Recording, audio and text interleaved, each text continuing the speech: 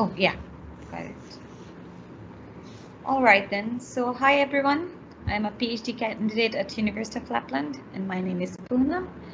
And I have been doing this research for the last couple of years. It's on Arctic Indigenous peoples and basically like how they influence the international climate law framework. So, my PhD is a combination of 4 articles where I deal with 2 main research questions around these areas. So what is the role of Arctic Indigenous peoples' traditional knowledge in influencing international climate change law? And how the recognition of Arctic Indigenous knowledge in international climate law making contributes to promoting the Arctic Indigenous peoples' resilience at regional level. So like this is one of the articles and it is in a draft condition, so I'm hoping to get a lot of comments from you guys. So the Arctic is susceptible to the risks posed by climate change, and the Arctic Climate Impact Assessment from 2004 has already set out the scene about how climate change in the Arctic was already happening at a faster rate than other places across the world. And recent studies show that it's so fast that there is no predictive, there is no way to predict how the Arctic is going to change in the coming years. And this has had significant implications for the whole world, as Arctic is said to be the refrigerator for the whole world. And climate change in the Arctic has also massive economic and cultural impacts on Arctic Indigenous peoples' lives. Sorry. So the relationship of Arctic Indigenous peoples with climate change is very integrate and very intertwined. And Indigenous peoples generally amounts to a 5% population of the world, but in the Arctic, the proportion of Indigenous peoples is approximately thought to be 10% of the total Arctic population. And climate change is, although we know that climate change is more of a global phenomenon, having its impacts across the whole world, and all the population, not only Indigenous population, but the experience of Indigenous communities as to climate change differ depending upon the region they reside in. And also they have a propensity to be located in the most vulnerable locations in the world. And in the Arctic, it is more so.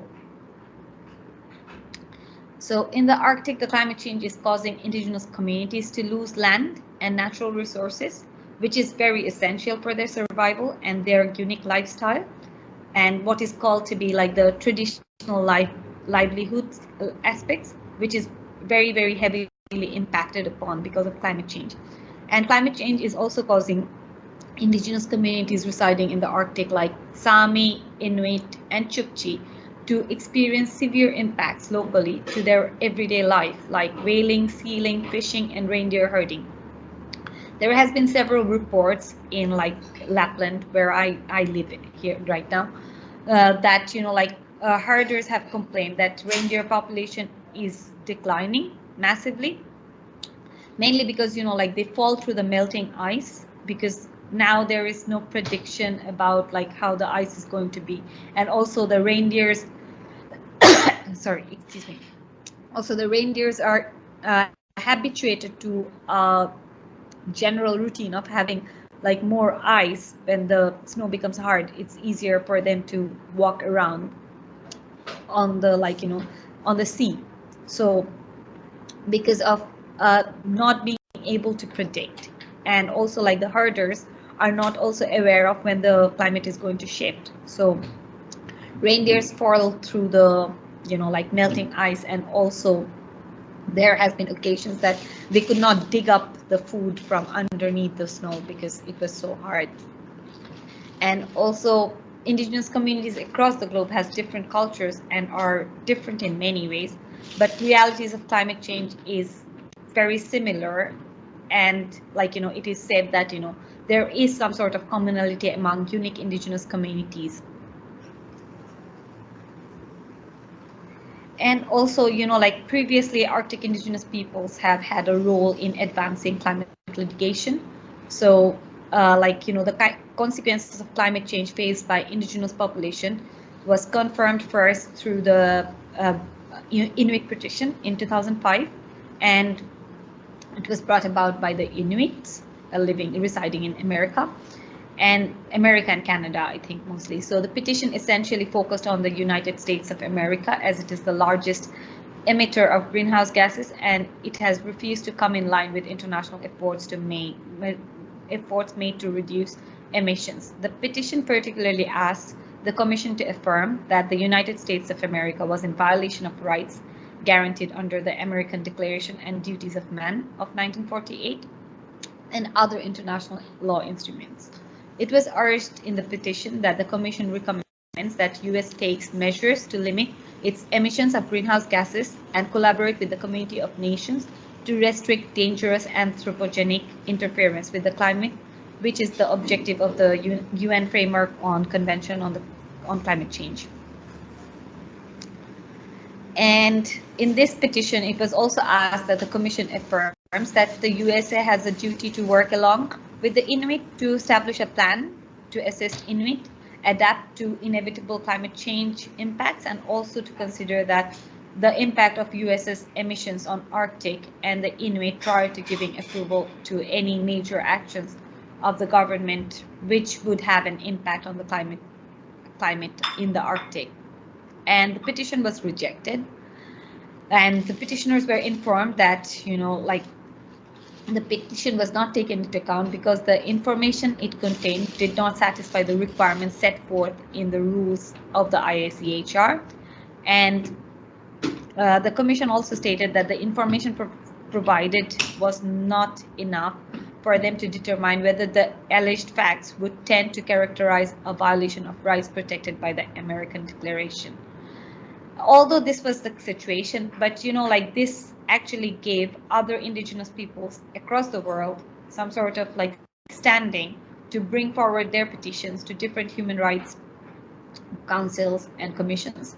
So there was another of similar kind of petition brought about by the Arctic Athabaskan Council against Canada, and also it was rejected. But I think this brought limelight to the issue of how Arctic indigenous peoples were very badly impacted upon because of climate change. And also I think it brought some sort of conversation regarding climate change and human rights.